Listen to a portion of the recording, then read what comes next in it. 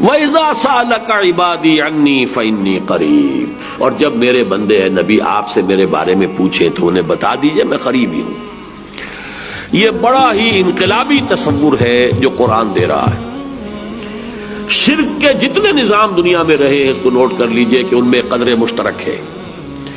کچھ چالاک ہوشیار عیار لوگوں نے یہ فلسفہ تراش لیا، خدا پرماتما گاڈ وہ بہت دور بہت دور بہت دور، پاک منزہ، تم ناپاک، گندگی کا ڈھیر، گندگی کی پوٹ، گندگی کی گانٹھ، تمہاری بات وہاں تک نہیں پہنچ سکتی، تمہاری رسائی ممکن ہی نہیں، تم اس سے ہم کلام ہو ہی نہیں سکتے۔ شوخ و گستاخ، یہ پستی کے مکین کیسے ہیں؟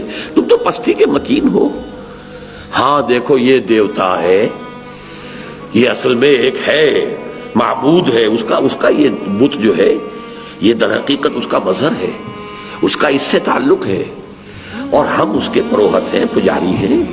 یہاں چڑھاوے چڑھاؤ، نذرانے پیش کرو، پھر تمہاری دعا قبول ہوگی، ہم دعا تمہاری پہنچا دیں گے۔ اور عجیب بات یہ ہے کہ یہ تمام الفاظ اکثر و بیشتر دنیا کی زبانوں میں پے سے بنے ہیں۔